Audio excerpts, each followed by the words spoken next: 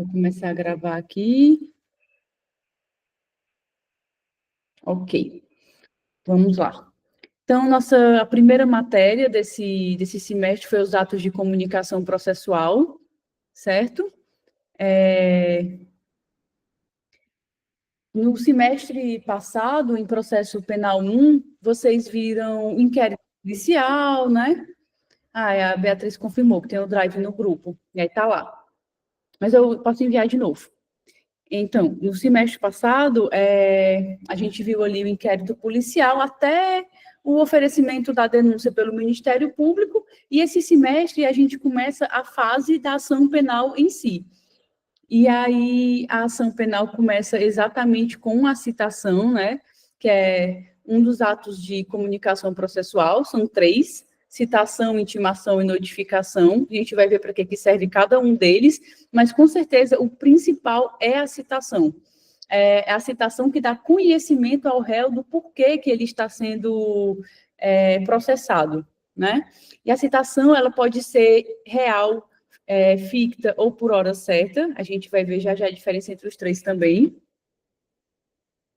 O que acontece, então, na citação real, né? Ou pessoal, também chamada de citação pessoal. O oficial de justiça vai lá na sua casa, no seu trabalho, em algum endereço seu fixo, bate lá, te mostra um mandado e te explica o que é que tem nele. Explica por que você está sendo processado, o que foi que aconteceu. O oficial de justiça é responsável por dar uma clareza ao processo, né? Aquele documento que a pessoa está recebendo.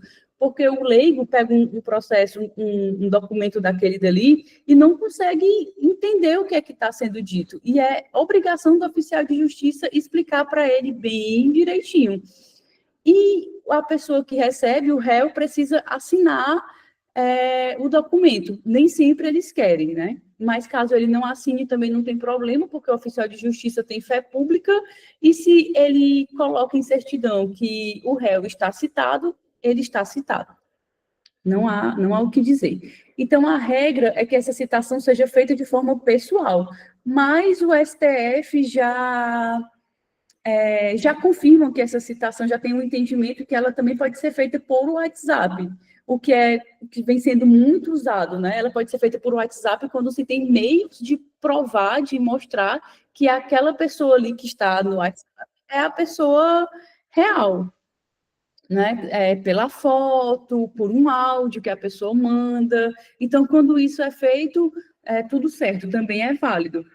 Isso acontece bastante agora, né? Principalmente quando envolve organizações criminosas, facções, sempre muito complicado para o oficial de justiça. Eu dei até um exemplo, quando eu dei esse GED, do professor Sidney, professor Cidinho. Não sei se vocês tiveram aula com ele, mas ele é oficial de justiça e ele trabalha pela Caucaia, né? E a Caucaia, vocês sabem que é um mundo, assim, cheio de fazendas, sítios enormes, bairros, assim, Caucaia é muito maior do que Fortaleza, né, territorialmente. Então, às vezes fica muito complicado para o oficial de justiça fazer uma citação pessoal, certo?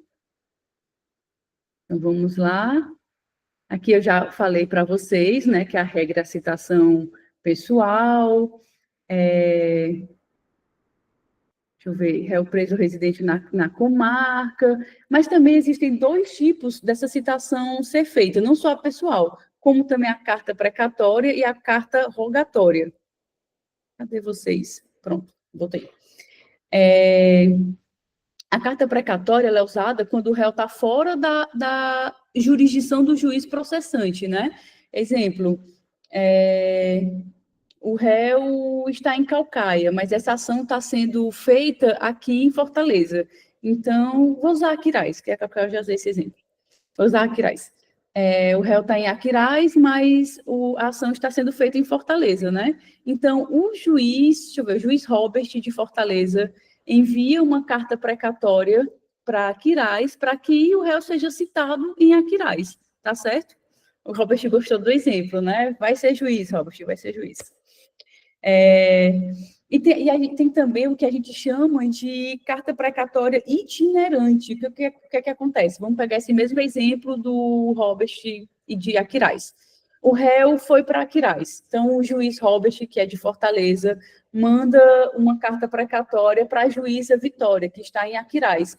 E aí a juíza Vitória tem a ciência de que o réu, na verdade, se encontra no Trairi.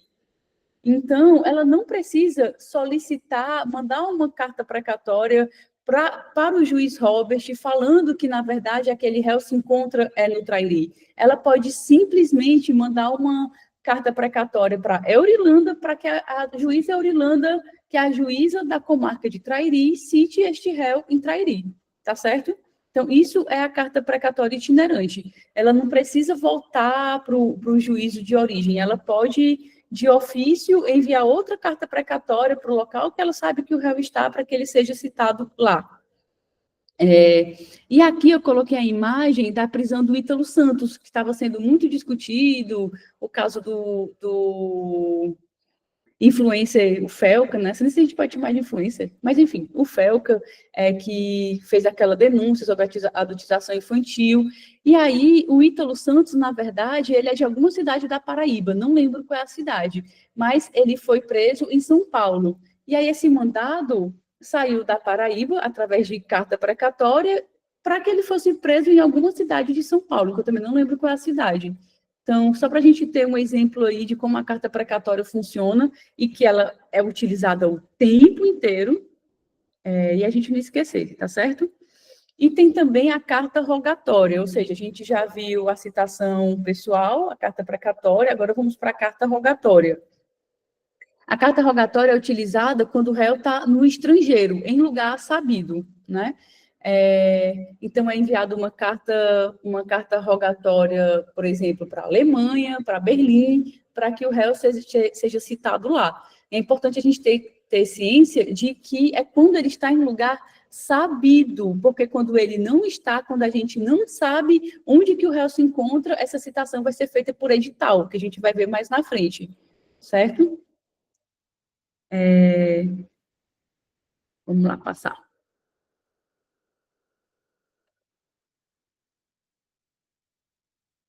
Um detalhe aqui da carta rogatória, que também acontece na citação por edital, que vocês já viram em sala de aula, né? É que o prazo prescricional também é suspenso até o cumprimento dessa carta rogatória, porque esse tipo de comunicação processual, de juiz para juiz, em países diferentes, ele é muito demorado, muito custoso. Geralmente, um processo que precisa utilizar carta rogatória, ele já vai demorar muito mais. Então, para o réu não... Tá, onde o Ítalo Santos estava, né, de João Pessoa, sim. O que é que eu estava falando, meu Deus do céu? Sim, então, para o réu não se beneficiar desse tempo longo, é preciso que o prazo prescricional fique suspenso, que é a mesma coisa que acontece no edital, né? Então, essa é uma regra que vocês precisam ter na cabeça de vocês. Quando que o prazo prescricional fica suspenso? Porque esse tipo de detalhe, ele cai em prova, mas é lógico, é bem lógico, assim, é só você associar que toda vez que o processo for demorar mais do que deveria, o prazo prescricional no processo penal tem que ficar suspenso, que é para aquele réu não se beneficiar disso, certo?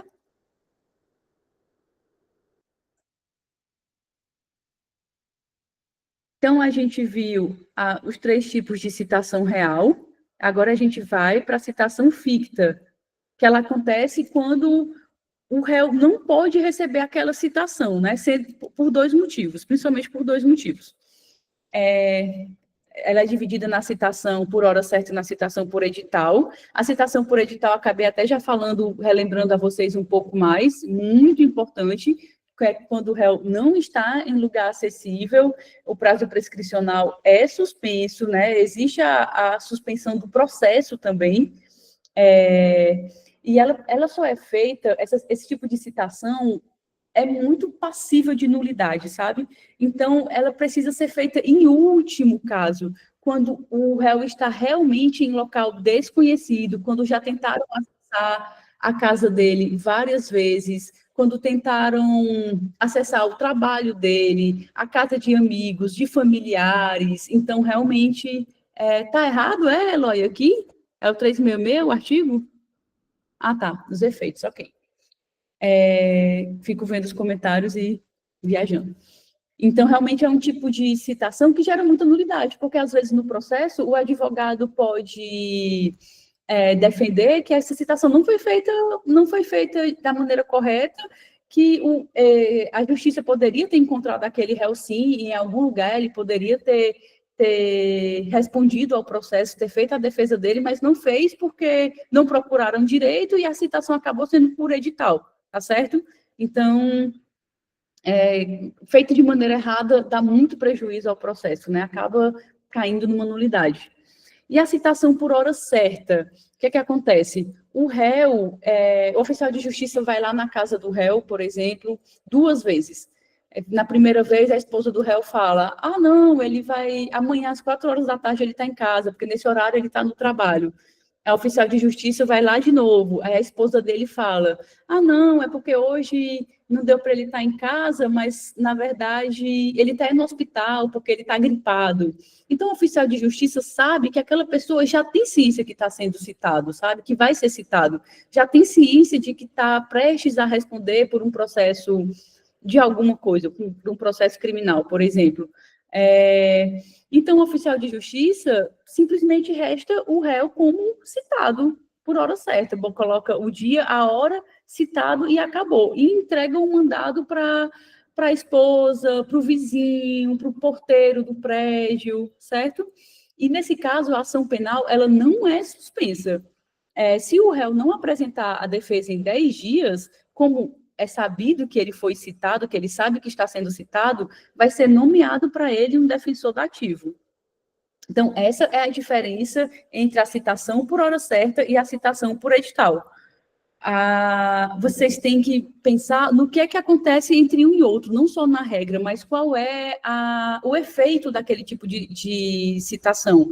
Na citação por hora certa, se ele não apresentar a resposta à acusação, que o prazo é de 10 dias, 10 dias, 10 dias, 10 dias, sempre lembrar do prazo da resposta à acusação, porque cai em prova, sempre cai em prova.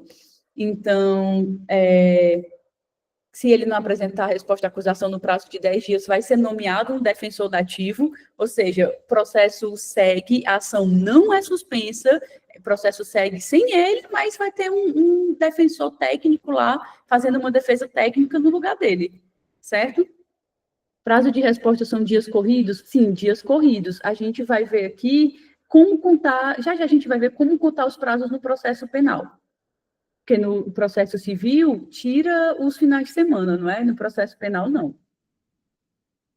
Só você pensar também na lógica que é a contagem dos prazos no processo penal.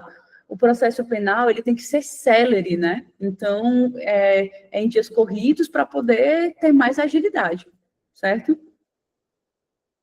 E o efeito do edital é que o processo é suspenso, mas é suspenso também o prazo prescricional. Sempre lembrar do efeito de um e de outro para não confundir. Porque se isso for cair na prova, vai cair exatamente perguntando para vocês qual é o efeito desse tipo de citação. Tá certo? Vamos seguir. Aqui, depois vocês dão uma olhadinha para a gente ir seguindo nos requisitos que precisa ter no edital, como que o edital é feito, né? Que tem que pregar ele na porta de um fórum, ou publicado em algum jornal. Enfim, isso daqui eu vou passar porque eu acho que não é tão importante, vocês podem dar uma olhadinha depois com calma, certo? Vamos aqui para a intimação e a notificação, rapidinho. A intimação, ela é usada mais para da ciência do processo, as outras partes do processo, né? Como as testemunhas, principalmente as testemunhas, é bem usado. A intimação do advogado, do querelante, do assistente de acusação é feito pelo DJ, o Diário de Justiça.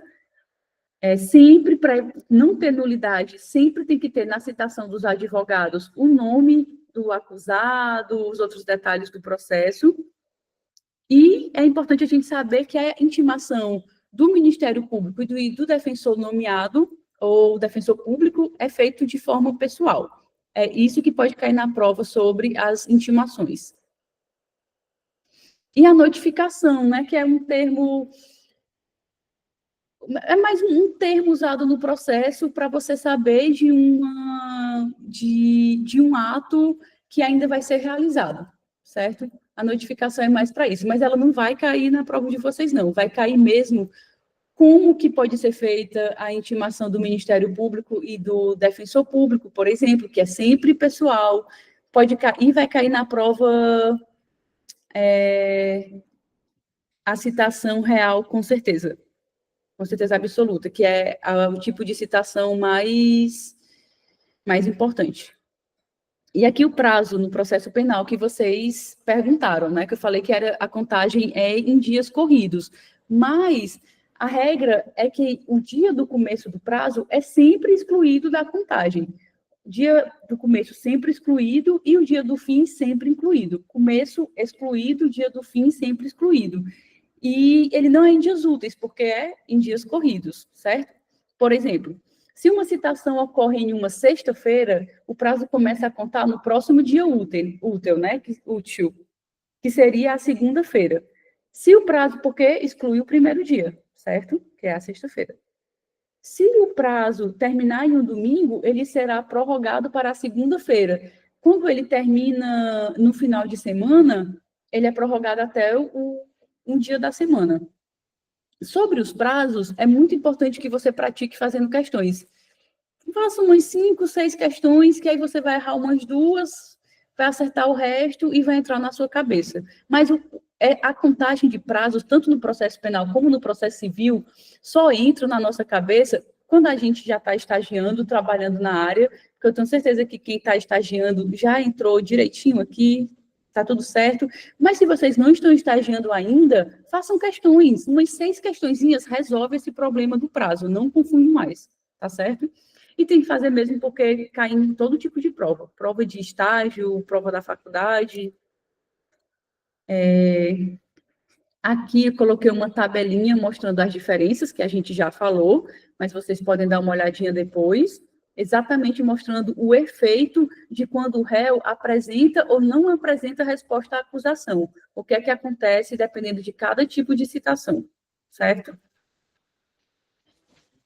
E a revelia no processo penal, que eu também não acredito que vai cair na prova, mas vou falar rapidinho, que é uma revelia diferente do processo civil, né? No processo civil, se você não apresenta defesa, ou então você deixa de apresentar uma defesa para cada pontinho lá que foi colocado contra você, é tido como verdade. Então, se você não se defende, ok, vai seguir o processo e aquilo dali vai ser posto como verdade, certo? O mesmo não acontece no processo penal. Se você não apresenta defesa, não existe, eu coloquei aqui, né, pena de confissão. Não é como se você estivesse falando que aquilo dali é verdade. Vai ser colocado vai ser nomeado um defensor para você, porque você tem direito de ter uma defesa técnica, certo? E o artigo 367, que fala exatamente da revelia. O processo seguirá sem a presença do acusado que, citado ou intimado pessoalmente, ou seja, a revelia no processo penal serve para o acusado citado ou intimado pessoalmente.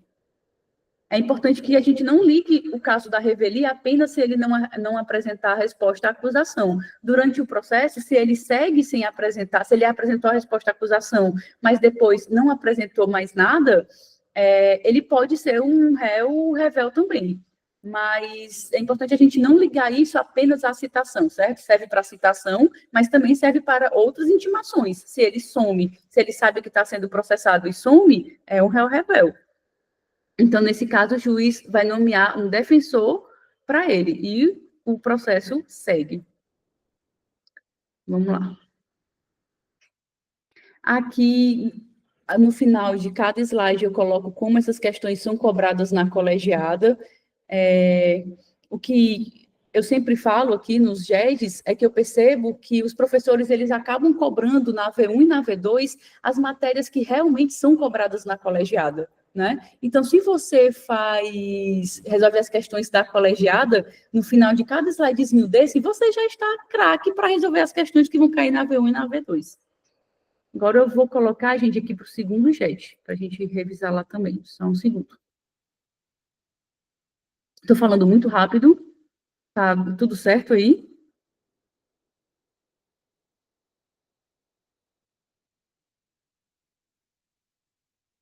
Vou apresentar aqui o segundo.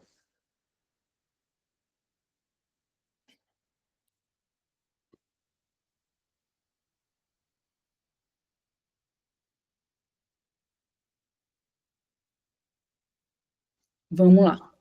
Então, a gente saiu aqui dos atos de comunicação processual e vamos para o capítulo da prova, né? Que é bem longo.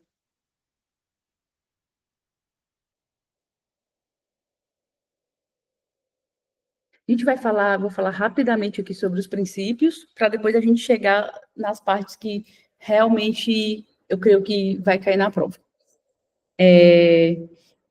Esses princípios aqui são princípios gerais do processo penal, mas a gente vai especificar um pouco mais dentro desse capítulo das provas, né? Então, tem o princípio da verdade real, que determina que o juiz deve buscar a efetiva reconstrução dos fatos ocorridos no crime, não se limitando apenas às alegações das partes ou às provas que elas apresentarem. Aqui eu sempre cito o exemplo da confissão, da prova de confissão, que quando antigamente era uma prova que a gente dizia que era a rainha das provas, né? A gente dizia não, que eu não era nem viva, mas enfim, os juristas passados diziam. E até hoje em dia, o senso comum tem essa concepção, quando a pessoa confessa, as pessoas ficam, confessou, já era. Mas o princípio da verdade real mostra que a confissão ela é uma prova como outra qualquer. Então, se o réu confessa, não significa que tudo aquilo dali é verdade apenas porque ele confessou.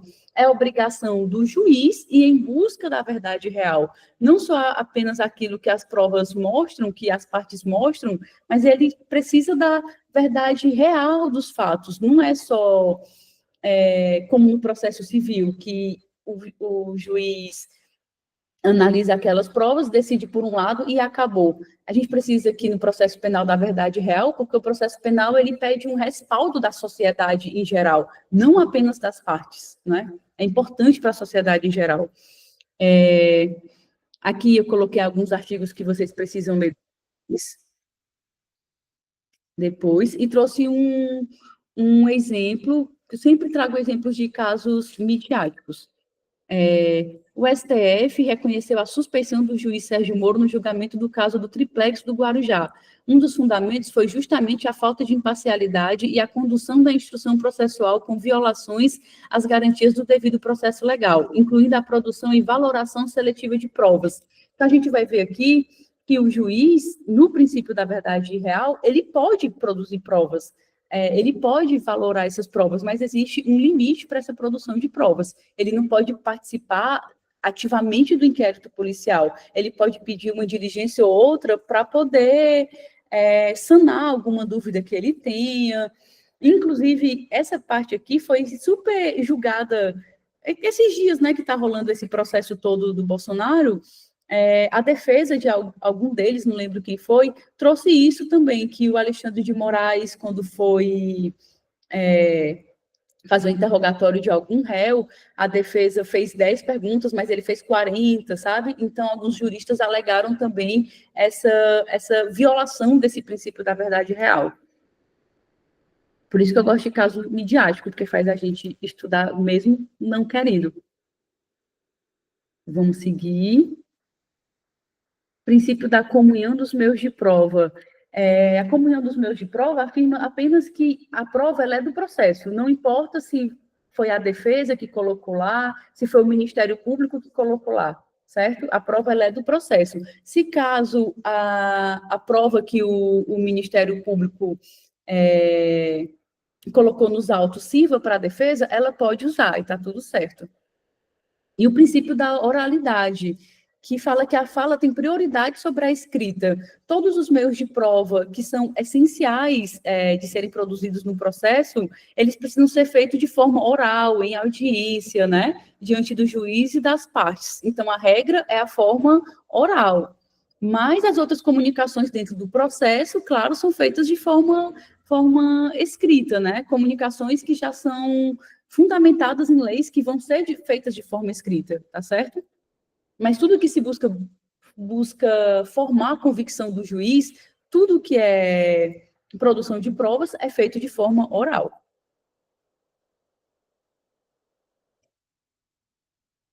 Princípio do contraditório clássico,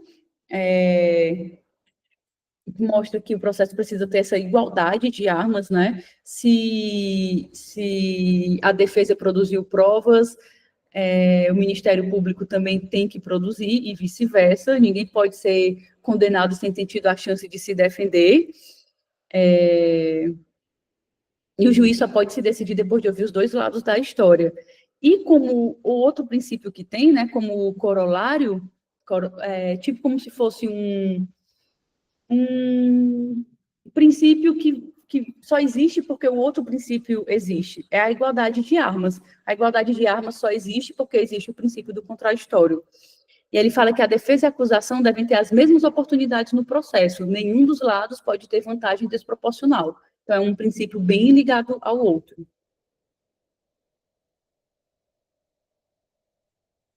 E um princípio que pode cair na prova, porque é famoso, clássico, né, é o princípio do privilégio contra a autoincriminação, o nemo tenetur detegere. Não, é nemo tenetur detegere, na verdade. Eu sempre pronunciei errado, mas ultimamente eu estou percebendo que eu pronunciava errado e estou tentando corrigir. Que o poder público ele não pode fazer com que o réu produza provas contra si mesmo, né? Ele tem o direito de ficar calado. E não é porque ele está calado, ele não quer produzir provas que, de uma certa forma, o juiz vai entender que ele está se auto-incriminando, né? Que ele tem alguma coisa para esconder. E aí tem o parágrafo único aqui, do 186, fala: o silêncio, que não importará em confissão, não poderá ser interpretado em prejuízo da defesa. Ou seja, é aquele famoso quem cala, dizem que quem cala consente, né? Mas no processo não, quem cala não consente, é apenas o seu direito de não produzir provas contra você. Então, resumindo aqui, o nemo tenetur se detegere. O réu não pode ser obrigado à reconstituição dos fatos, a fornecer material grafotécnico, fornecer partes do corpo, como sangue, esperma, porque antes se achava que esse princípio ele era voltado apenas para o interrogatório do réu, mas, na verdade, o STF tem um entendimento de que ele pode se estender para outras situações, não produzir provas contra si mesmo como um todo, certo? Num caso de um estupro, por exemplo, não fornecer esperma, enfim. E o réu tem o direito de mentir, de permanecer calado ou de mentir. O réu tem esse direito, mas a testemunha não tem, né? Vocês sabem, sobre o crime de falso testemunho. A gente vai ver direitinho esse direito do réu de mentir quando a gente for estudar o interrogatório do réu, ainda hoje.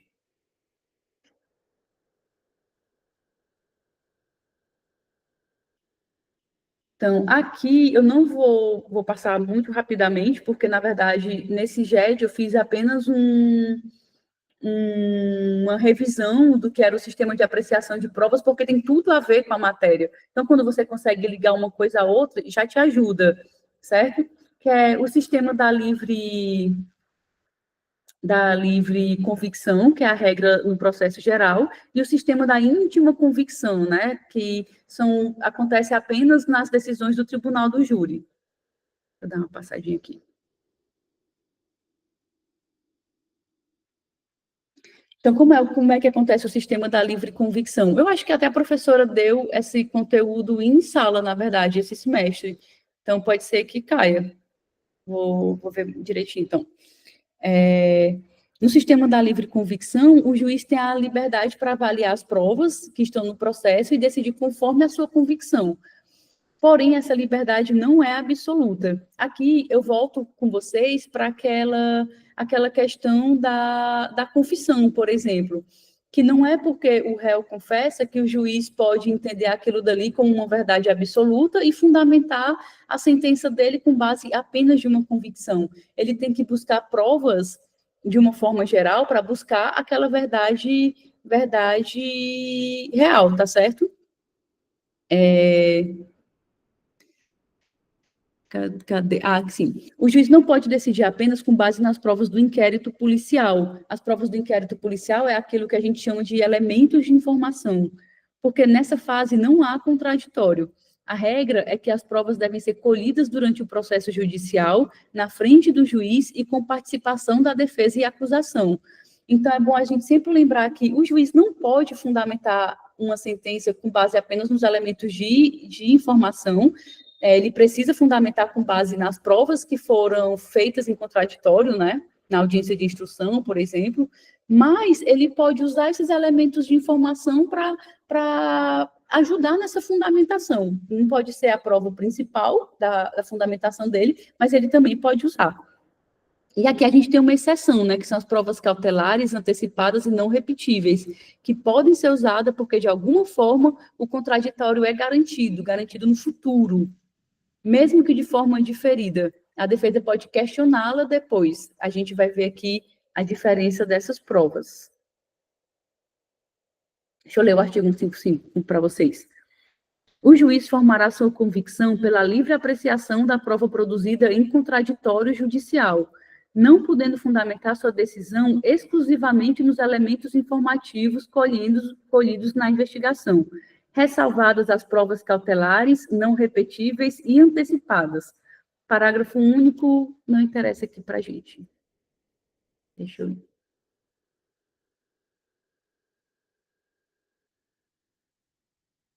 Gente, vocês me permitem pegar só uma aguinha para mim, que a minha acabou aqui? Só 3 minutos, tá? Peraí. Claro. Obrigada.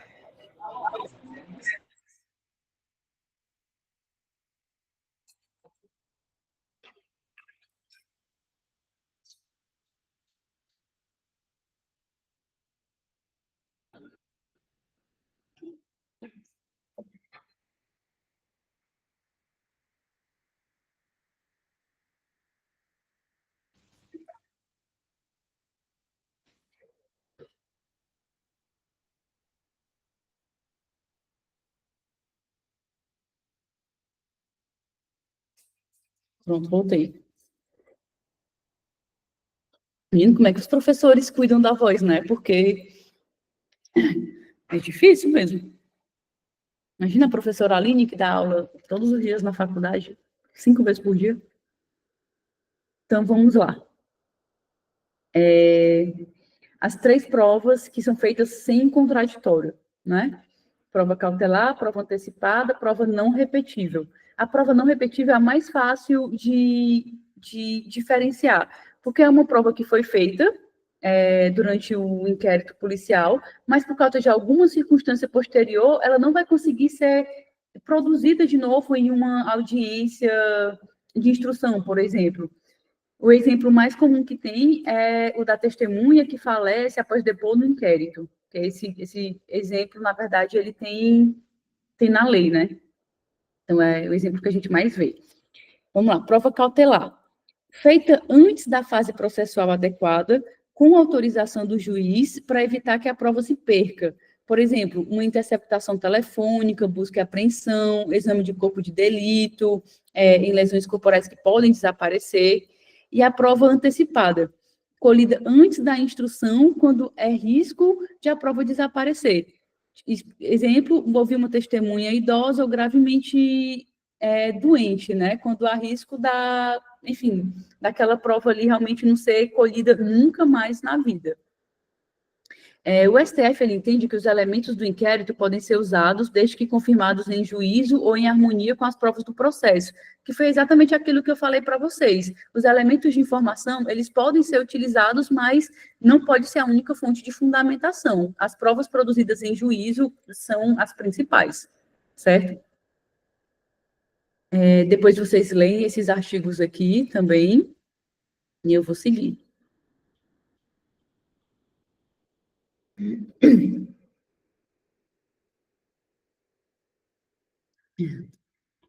Os sistemas processuais penais. Existem 3 sistemas, né? O inquisitivo, o acusatório e o sistema misto. Não sei se vocês lembram, mas foi estudado também em processo penal 1. O sistema inquisitivo é aquele mais antigo, que não é seguido pelas democracias hoje em dia. O juiz, ele tinha as três funções: ele investigava, ele acusava, ele julgava ao mesmo tempo. Não tinha contraditório e ampla defesa, e a confissão era considerada a rainha das provas. Confessou, pronto, acabou, processo decidido. O sistema acusatório é o sistema seguido por todas as democracias hoje em dia. Ó, se alguém estava perguntando pelo Bebeto, ele chegou aqui agora. Sempre, né, Bebeto? Esse gato vai passar na UAB, gente. O sistema acusatório, ele é seguido por todas as democracias, né? É tudo muito bem dividido. O Ministério Público acusa, a defesa defende, o juiz julga, existe contraditório, existe ampla defesa, o processo é público, é transparente, certo? E tem um sistema misto, que é o sistema que o Brasil segue, mas que eu vejo alguns doutrinadores falando que hoje em dia realmente é seguido por todos os países. Ele tenta juntar alguns elementos dos dois sistemas, principalmente do sistema acusatório, e ele só é falado que é um sistema misto porque pega um pequeno detalhe do sistema inquisitivo, que é que o juiz também pode pedir a produção de provas, que é um detalhe que faz toda a diferença, né? Pode cair em nulidade facilmente o processo. Então, no sistema misto, na primeira fase do inquérito policial, investiga sem contraditório pleno. Na segunda fase, a ação penal é com contraditório, ampla defesa e julgamento imparcial pelo juiz. E no Brasil, é falado que o nosso sistema penal é misto, porque tem um inquérito sem contraditório pleno e a fase judicial acusatória. E esse inquérito é sim um contraditório pleno, porque o juiz pode pedir a produção de provas, conforme eu falei para vocês nos outros slides anteriormente, certo? Acabamos aqui revisando o GED 2. Se vocês quiserem ver essa matéria com mais detalhes, mais profundamente, vejam os GEDs gravados também, que aqui eu estou atropelando tudo. Bebeto, para com isso. Ele fica coçando o rosto no computador, gente. Para.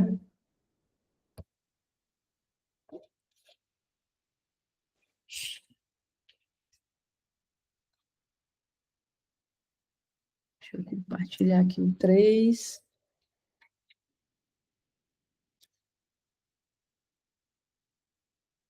Meu filho, não faça isso não.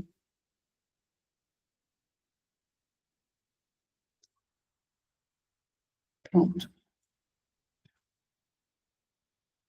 Oi, Beatriz, pode falar. Maria, com relação aí ao que você falou agora, que o sistema adotado pelo Brasil é o misto, isso é doutrinário, é? Ou é? É um conflito na doutrina, na verdade, mas prevalece que o sistema é misto. O que acontece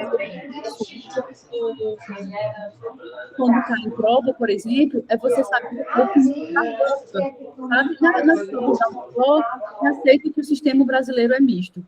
Mas quando cai em alguma prova de concurso, você precisa saber qual é a opinião da banca que fez a prova para você saber o que marcar. Porque alguns doutrinadores acreditam que sim e outros acreditam que não. Viu? Tá bem, então, obrigada. Então, vamos lá.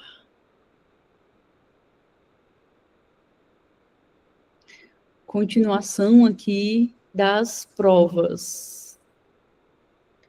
Então, aqui a gente vai chegar nas provas que são vedadas, né? De uma forma geral, que são as provas ilícitas, muito provável de cair na prova de vocês. Meu Deus, o gato tá realmente me enlouquecendo. Não, meu filho, saia. Anda. Vai, sai, Bebeto. Sai não, quanto mais tapinha você dá, mais ele gosta. Para a gente falar das provas vedadas no processo penal, tudo gira em torno de um único artigo. Artigo bem importante, que vocês podem ler, reler e tentar interpretar ele bem direitinho. Porque, enfim, é realmente muito provável de cair na prova. Meu filho, me solte. Gente, ele se agarra no meu braço, hora dessa, todos os dias no mesmo horário. Ele é muito pontual. Engraçado. Vamos lá. Artigo 157. São inadmissíveis, devendo ser desentranhadas do processo, né, retiradas, arrancadas dos autos do processo, as provas ilícitas, assim entendidas as obtidas em violação às normas constitucionais ou legais. Então, aqui a gente já tem uma definição de provas ilícitas. Quais são as provas ilícitas? São as provas que violam uma norma constitucional ou uma norma legal.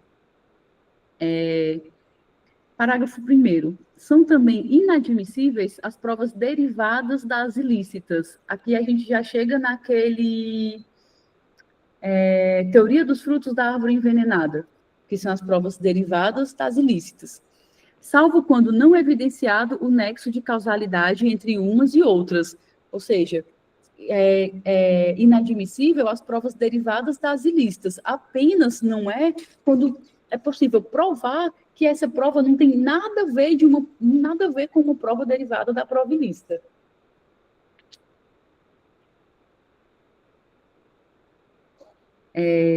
Ou quando as derivadas puderem ser obtidas por uma fonte independente das primeiras. Ele simplesmente afirma aqui que não é inadmissível no processo quando uma prova não tem nada a ver com a prova ilícita. É isso que o legislador quis dizer. É bem óbvio, né, esse texto, mas é difícil às vezes pode ser difícil de interpretar, mas quando você interpreta, você vê que é simplesmente uma frase óbvia. Peraí, gente. Saia.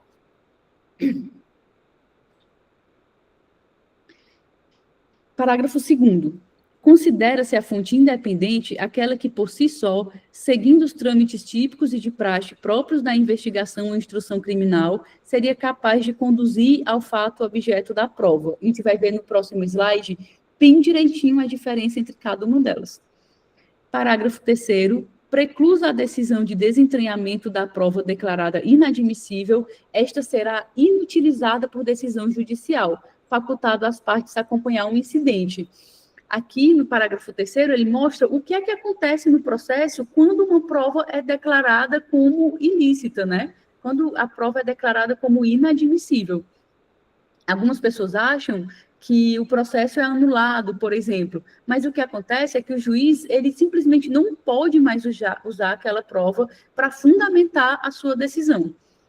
E o parágrafo 4º foi vetado, e o 5º, que fala um pouco sobre isso também. O juiz que conhecer do conteúdo da prova declarada inadmissível não poderá proferir a sentença ou acórdão. Aqui no parágrafo 5º, ele fala que o juiz que pega aquele incidente como é que se chama o nome desse incidente? Tem um nomezinho para quando a prova precisa sair do processo, eu esqueci. Mas quando o juiz pega um processo que tem uma prova ilícita, que vai ser desentranhada do processo, ele não pode mais ser o mesmo juiz que faz a sentença. Mas esse processo, esse parágrafo está suspenso desde 2019. Certo? Aqui o próximo parágrafo, vocês podem ler depois, mas não vai cair na prova, não. Então, vamos lá.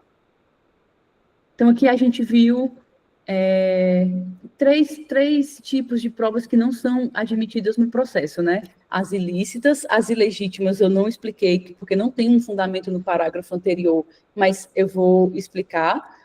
E as ilícitas por derivação, que é a teoria dos frutos da árvore envenenada, certo? Então, são 3 provas que vocês precisam saber, aprender.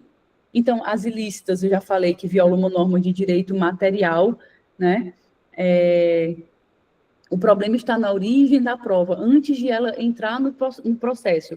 Exemplo, gravação telefônica sem autorização judicial, porque tem a violação da privacidade. Uma norma, pensando aqui numa norma de direito constitucional. Bom, por exemplo, quando a Constituição fala que a casa é abrigo inviolável do indivíduo, né? Existe uma norma ali protegendo, que tem como a proteção de um bem jurídico, o bem jurídico que é a nossa intimidade, a nossa segurança. Então, quando tem uma busca e apreensão sem mandado judicial, e você colhe provas dessa busca e apreensão, são provas que vêm de uma violação a essa norma, né? Provas ilegítimas, que violam uma norma de direito processual. O problema está na forma como a prova é usada ou introduzida no processo. Por exemplo, a apresentação de um documento fora do prazo legal, por exemplo. Violação que viola uma regra processual. Ou então arrolar mais testemunhas do que a lei diz expressamente. Entre as duas, deixa eu tirar aqui o meu WhatsApp. Entre as duas, a mais importante de ser estudada são as provas ilícitas. As ilegítimas não são tão importantes assim, não. Pronto, deixei aqui. E as provas ilícitas por derivação, né, que é a teoria dos frutos da árvore envenenada. Que é uma prova que, embora lícita em si, é invalidada porque foi obtida a partir de uma prova ilícita. A contaminação, ela se espalha. Por exemplo, houve uma busca e apreensão sem mandado judicial, e nessa busca e apreensão foram encontradas drogas, o exemplo que a professora sempre dá, né? A balancinha, os saquinhos para, enfim, guardar as quantidades direitinho, caderninho com o nome dos clientes. Essas provas são lícitas, não são? São óbvias, são claras, mas elas são frutos de uma prova ilícita, que foi a busca e apreensão sem mandado judicial. Então, esse é um ótimo exemplo da teoria dos frutos da árvore envenenada. Tudo que vem de uma árvore podre, vem um fruto também podre, certo? E a gente tem duas exceções a essa regra da teoria dos frutos da árvore envenenada, que é a fonte independente e a descoberta inevitável. A fonte independente, quando não houver nexo de causalidade com a prova ilícita, ou seja, quando não tem nada a ver com a prova ilícita, ela simplesmente foi encontrada de outra forma, quando se comprovar que a prova é absolutamente independente da prova ilícita, ou seja, não tem nenhum vínculo causal com a ilícita. Eu acho engraçado isso ser um termo, porque é uma questão óbvia, sabe? Se você for parar para pensar, fica até mais fácil de estudar, porque se não tem nenhuma ligação com a fonte ilícita, é óbvio que é uma prova lícita. E a descoberta inevitável. A prova é validada se ela seria inevitavelmente descoberta pela investigação de rotina, mesmo que tenha sido encontrada por meio ilícito. Aqui no JET passado, eu comentei com vocês, vou falar rapidamente, que essas teorias, elas são teorias que vêm da Constituição norte-americana. Nessa a descoberta inevitável, houve um caso lá, sempre vem de uma interpretação de algum caso real, né? Então, houve um caso lá que uma criança tinha sido sequestrada, e aí a população ali, os moradores do bairro, mais ou menos umas 200 pessoas, foram voluntárias da operação policial. Lá estava nevando muito, então já sabiam mais ou menos, tinham uma noção de um suspeito, de quem tinha sido, o cara tinha sido visto nesse local com essa criança, e aí a população foi instruída pela polícia para pegar uma estaca bem grande e sair perfurando a neve, tentando achar um corpo, né, de um determinado lugar, assim, bem grande, um descampado bem grande. Mas aí, outros policiais encontraram o suspeito e torturaram ele, e aí ele confessou que tinha matado a criança e confessou onde que tinha enterrado a criança. Ou seja, é uma fonte ilícita, né? Porque ele confessou através de uma tortura. Mas aí, nesse caso, o processo seguiu e depois queriam anular essas provas, né? Por ser uma prova, fruto de uma prova ilícita. Mas veio a interpretação de que o corpo dessa criança seria inevitavelmente descoberto, porque a população já estava procurando pela criança exatamente no lugar que o cara tinha falado. Então, veio essa exceção ao fruto da árvore envenenada, a descoberta inevitável, certo? Vou seguir. E aqui, botei um quadrinho aqui só para vocês memorizarem as provas ilegais, né, ilícitas, obtidas com violação de norma de direito material, e ilegítimas, obtidas ou introduzidas com violação de norma de natureza processual. ilícitas é que uma prova que tira o respaldo da segurança de um bem jurídico, da proteção de um bem jurídico, e a ilegítima que faz com que a regra do processo não seja seguida corretamente. Só você lembrar sempre das regras do processo nas provas ilegítimas. E aqui eu peço que vocês deem uma lida depois do GED, porque tem alguns exemplos sobre como essas provas ilegítimas e ilícitas podem ser encontradas, né? E eu acho que esses exemplos podem cair na prova. Foi muito falado em sala de aula, então pode cair na prova, certo? Ó, gravação de conversa por um dos interlocutores, né? Se é lícito, se é ilícito. E aqui a professora até falou que é válido, sim, mas depende da situação também, né? Em uma conversa de marido e mulher, que a pessoa tem a total confiança de que aquela conversa não vai sair dali, seria lícito também ou seria ilícito? Então, é bom vocês darem uma olhadinha. Filmagem em local público, acessível ao público. Eu lembro que essa questão, esse tipo de questão caiu tanto na AV1 como na AV2. Ou caiu tanto na AV1 como na colegiada. Por exemplo, se um cara que está sempre tendo ali os seus bens violados por algum vizinho, ele não sabe quem é, roubaram a bicicleta dele da garagem do prédio, arranharam o carro dele, e aí ele decide colocar uma câmera de segurança na garagem do prédio. Essa câmera de segurança é lícito ou é ilícito? Caiu uma questão dessa. E é lícita, porque na garagem do seu prédio, assim como na rua, você não tem a pessoa não tem uma presunção de que vai ter privacidade ali, tá certo? Não tem essa violação da intimidade. Então, é uma prova válida. Interceptação telefônica, e aqui o que a professora explicou em sala de aula, a diferença entre a interceptação, a escuta telefônica e a gravação telefônica, que é bom vocês darem uma rápida lida, nada demais. Teoria da serendipidade, é muito assunto para ver né? Pensando bem, Jesus amado. Bastante. É mesmo? Peraí. Teoria da serendipidade. Simples. Se está acontecendo uma investigação criminal, por exemplo, um homicídio, e aí durante essa investigação desse homicídio, a polícia se depara com provas que levam a acreditar que aquele autor, ele também está cometendo tráfico internacional de drogas. Ou seja, um encontro fortuito de provas, né? De repente, ele se depara com outras provas que levam a outro crime, dessa forma acidental. É legal esse encontro? Essas provas podem ser usadas para ele ser acusado de outro crime? Pode. A teoria da serendipidade é aceita. É apenas isso. E é interessante que a teoria da serendipidade, ela não é muito... Não tem muito nas doutrinas. Já tentei ler mais sobre ela, assim, mas não tem muito, não. Mas ela é bastante usada nos processos. Vamos lá. Pronto. Aqui, peço que vocês deem uma olhadinha também, resolvam as questões.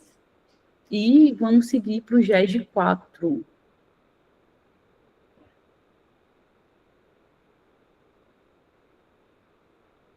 Deixa eu ver aqui onde está.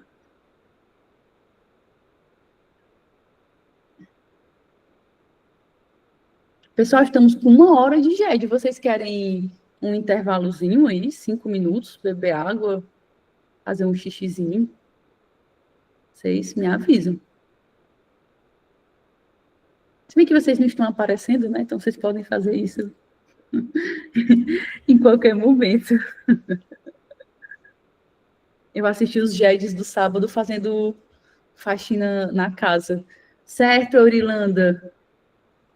Depois eu mando os slides para você, viu?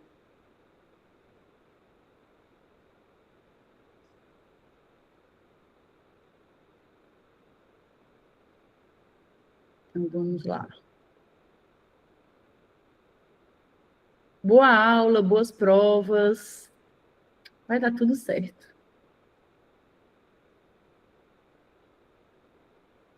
Gente, eu também vou ao banheiro rapidinho aqui, porque Eu esqueço de antes do GED começar, então me deem 5 minutos, viu? Tranquilo, Maria. Então, vocês podem ficar vendo o Bebeto.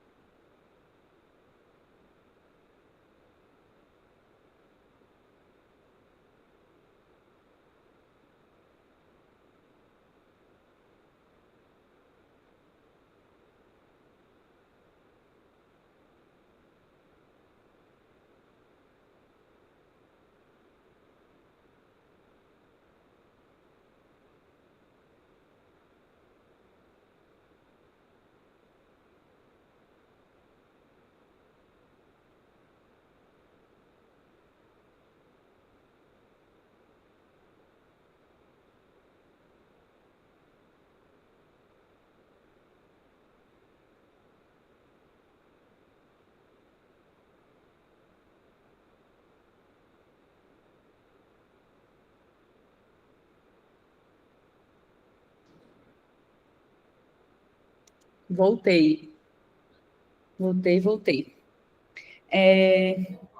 A gente chegou aqui nesses meios de prova, e aí eu tenho uma boa notícia para vocês. É que muito provavelmente mesmo, todos aqueles meios de prova que vocês estudaram, que são muitos, né? São uns 7, 8, não sei, não vão cair na prova, é muita coisa. Então, aqui eu coloquei os mais importantes, que esses aqui, eles vão cair tanto na V1, como também vão cair na colegiada, certo? Confiem que vai dar certo. Eu não vou iniciar aqui pelo interrogatório do réu, não.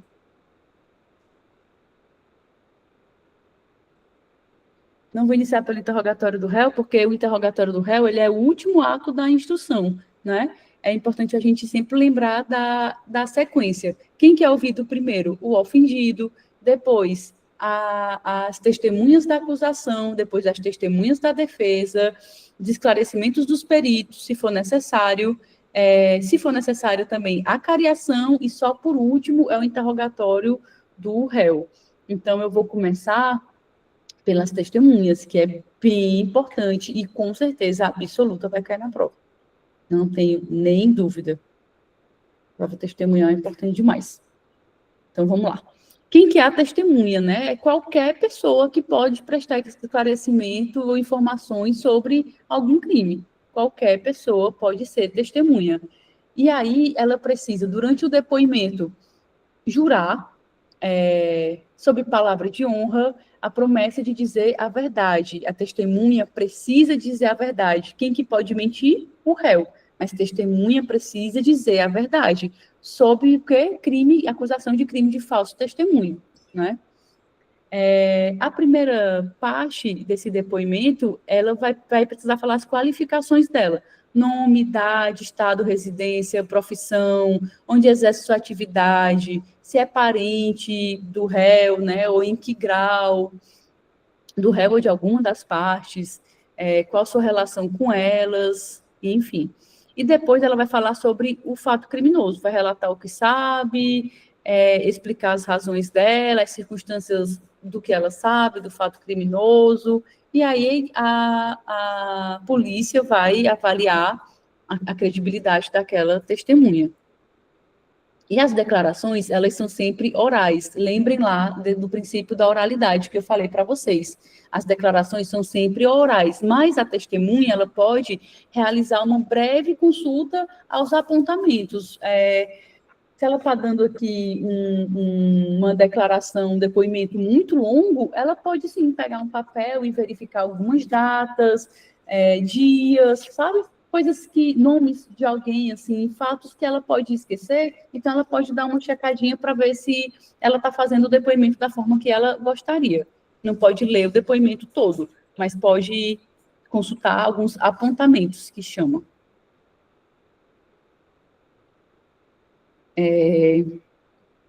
E aqui a gente vai ver sobre os tipos de testemunha, né? Quem que é obrigado a testemunhar, quem que é proibido, quem que é facultativo. Então, olha só, o artigo 206 fala sobre a maioria deles. A testemunha não poderá eximir-se da obrigação de depor. Poderão, entretanto, recusar-se a fazê-lo o ascendente ou descendente, o afim em linha reta, o cônjuge, ainda que desquitado, o irmão e o pai, a mãe ou o filho adotivo do acusado, salvo quando não for possível, por outro modo, obter-se ou integrar-se à prova do fato e de suas circunstâncias. Então, a testemunha, ela não pode não depor, certo? Por quê? Porque, sob pena de condução coercitiva, e aqui a gente volta lá para o acusado, que pode cair na prova. O acusado pode sofrer condução coercitiva? Não, ele não é nem obrigado a estar lá no dia do depoimento dele, porque ele não é obrigado a falar. Se ele não quiser falar, então, obrigatoriamente, ele também não precisa estar lá e não pode sofrer condução coercitiva. Quem que sofre condução coercitiva? A testemunha. Quem que não pode mentir? A testemunha. Ser testemunha é um negócio sério, complicado, né? E se ela não comparecer, ela pode ter multa pelo não comparecimento dela. Eu acho que é uma multa de até... Não lembro, no processo civil são 2%, né, do valor da causa, mas ela pode ter uma multa pelo não comparecimento dela, porque é ato atentatório à dignidade da justiça. Pode sofrer um processo penal por crime de desobediência e pode sofrer pelo o pagamento das custas da diligência. Então, como que a gente vai lembrar na hora da prova, e essa é uma questão que cai em prova, quem que pode se recusar a prestar depoimento? Alguns professores, eu não sei se vocês tiveram aula com eles, o Fábio Holanda e o Cidinho, eles falam uma siglazinha que ajuda, eu acho que é CAD. É CAD, gente, não sei se vocês aí fizeram aula com ele, mas o que é que CAD significa? CAD com 2 Cs. Companheiro, cônjuge, ascendente, descendente, irmão. Tenham essa sigla na hora da prova que vocês vão lembrar quem que pode se recusar a depor, tá certo? E aí, lembrando aqui que o cônjuge é ainda que desquitado, né? Então, não esqueçam desse detalhe, porque no meu semestre de processo penal 2, eu errei essa questão na prova. Coloquei que o cônjuge divorciado, separado, enfim, tinha que depor. Mas não. E aí, anota aí, CAD, com 2 Cs. Salvo com a exceção, aqui eu sempre coloquei em negrito as exceções, salvo quando não for possível, por outro modo, obter-se ou integrar-se à prova do fato e de suas circunstâncias. Deixa eu ver aqui, eu tenho que botar meu computador para carregar, me aguardem 2 segundos.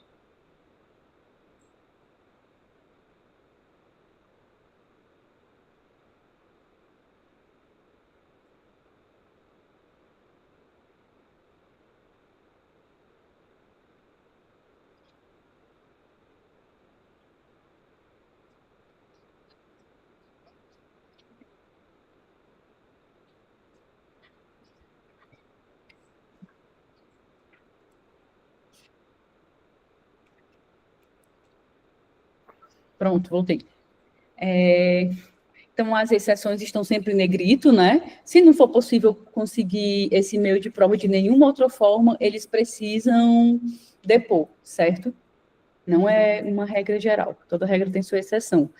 Depoimento proibido, artigo 207. São proibidas de depor as pessoas que, em razão de função, ministério, ofício ou profissão, devem guardar segredo, salvo se desobrigados pela parte interessada quiserem dar o seu testemunho. Então, padre, psicólogo, qual é a exceção? Se a pessoa, a parte a quem interessa, né? Se a pessoa falar que tudo bem, então eles podem dar o depoimento deles, se eles quiserem. Depoimento sem compromisso, artigo 208.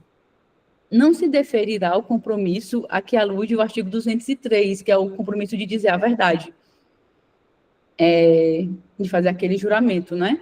Aos doentes e deficientes mentais e aos menores de 14 anos, nem às pessoas a que se refere o artigo 206, ou seja, nem ao CAD, ao companheiro, ao cônjuge, ao ascendente, descendente e irmão. Quem é que não tem compromisso de dizer a verdade? Os doentes, os deficientes mentais, os menores de 14 anos e o CAD, certo? Então, bota aí na cabeça de vocês.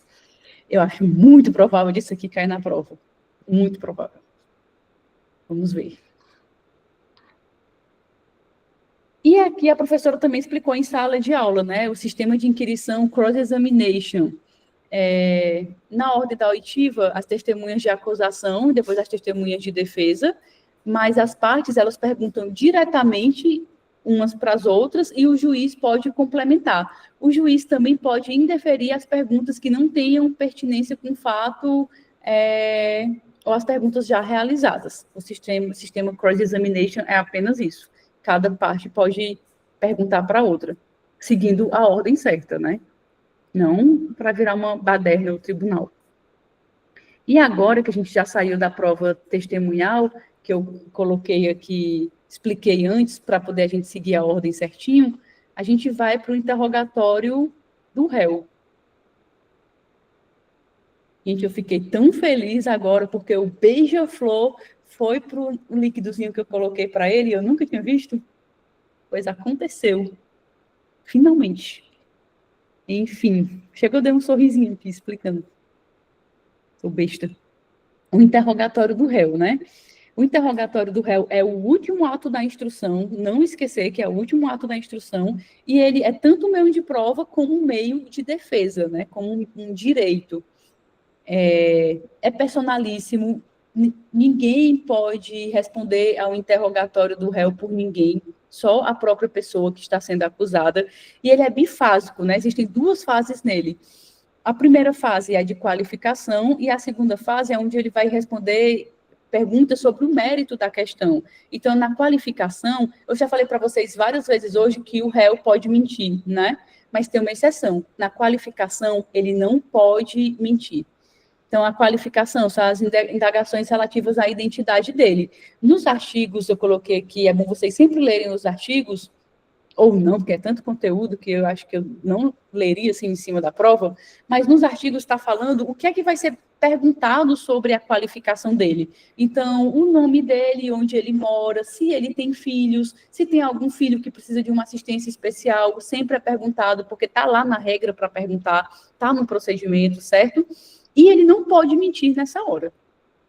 Porque se ele mentir, ele vai incorrer em crime de falsa identidade. Mas, no mérito, ele pode mentir. E o mérito são questionamentos acerca dos fatos, né? Se os fatos são verdadeiros, quais os motivos, quais as circunstâncias, tinha mais alguém participando, certo? Em regra, o depoimento é sempre oral, o princípio da oralidade, que nem acontece com a testemunha, salvo se o réu possuir alguma debilidade que lhe impeça de responder as perguntas por esta via. Por exemplo, uma pessoa que utiliza a Libras, né, a língua brasileira de sinais. É um exemplo dessa situação. Lembrar sempre que o interrogatório do acusado é o último ato da instrução criminal, porque perguntam. E aqui, no cantinho, eu coloquei para vocês lembrarem sobre a súmula 522, que a professora também citou.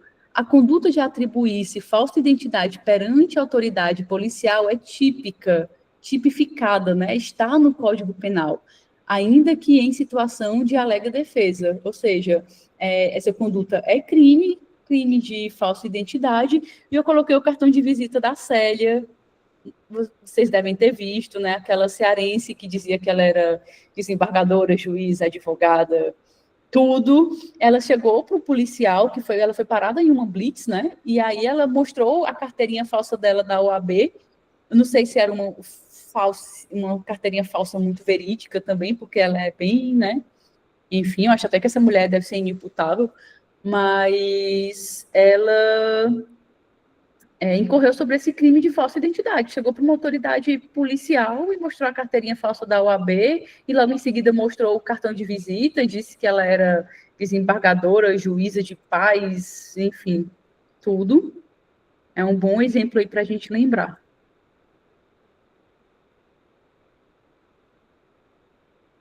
Aqui, outra diferença que cai em prova também. Quando que é dispensável a presença de uma defesa técnica? Existem dois momentos, né? O inquérito policial e o processo judicial. No inquérito policial, cai muito em prova perguntando se é necessário, se é indispensável a defesa técnica. E não, é dispensável. O réu, ele pode responder sem um advogado do lado, certo? Não há nulidade por ausência de defensor no inquérito policial. Mas vocês sabem que no processo judicial é indispensável, é um direito irrenunciável. Processo penal só segue com a presença de um defensor. Lembrar sempre. E que a autodefesa é diferente da defesa técnica, né? A autodefesa é disponível. Se você é um direito disponível, se você é advogado, você pode seguir fazendo a sua autodefesa, por exemplo. Mas a defesa técnica é um direito indisponível. Você não pode dizer, não preciso. Você tem que ter uma defesa técnica no processo penal. E aqui, esses dois artigos, ó. Ao todo tempo, o juiz poderá proceder a novo interrogatório de ofício ou a pedido fundamentado de qualquer das partes. O juiz, ele pode entender que ele quer um interrogatório novo sem o Ministério Público pedir, mas também pode ter um interrogatório novo com alguma das partes pedindo, certo? E a presença do acusado não é obrigatória, eu tinha falado para vocês um artigo sobre isso. Depois de devidamente qualificado e cientificado do inteiro teor da acusação, o acusado será informado pelo juiz, antes de iniciar o interrogatório, do seu direito de permanecer calado e de não responder perguntas que lhe forem formuladas. E aquele parágrafo que eu já li para vocês lá no comecinho, nos princípios, no nemo tenetur detegere, o silêncio, que não importará em confissão, não poderá ser interpretado em prejuízo da defesa. Quem cala não consente no processo penal. E a presença do acusado não é obrigatória, lembrar sempre disso. Não é muito óbvio, né? Você imaginar um interrogatório de um acusado sem o réu. Mas a presença dele não é obrigatória e é por isso que o réu não sofre condução coercitiva. Quem sofre é apenas testemunha.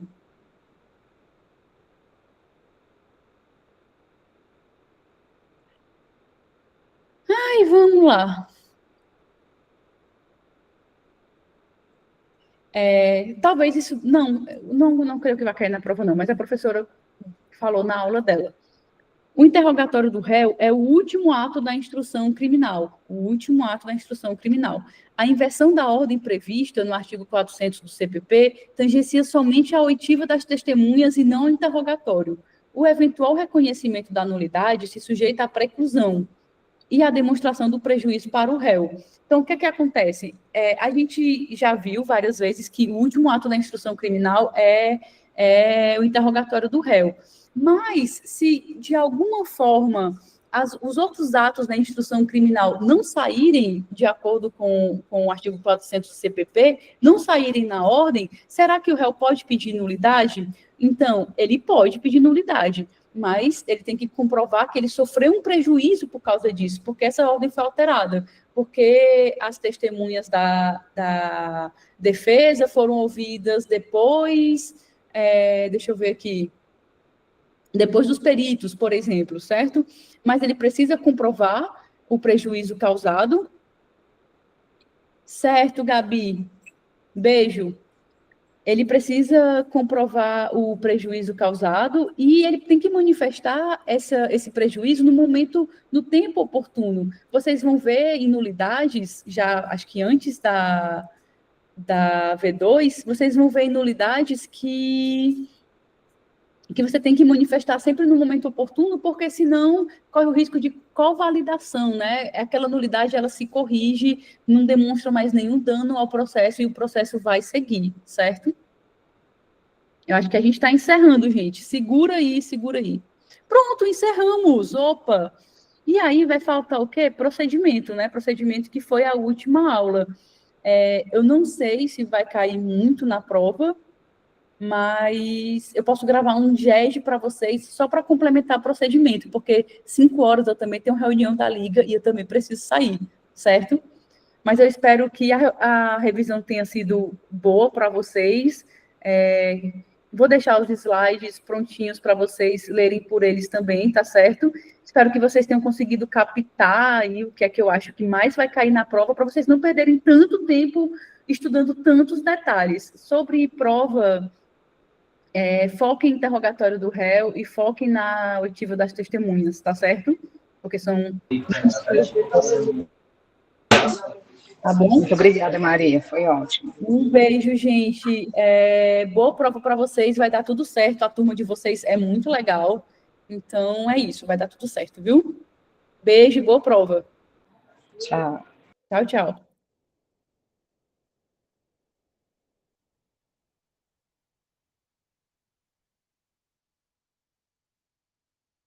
Ixi, tenho que parar de gravar aqui, esqueci.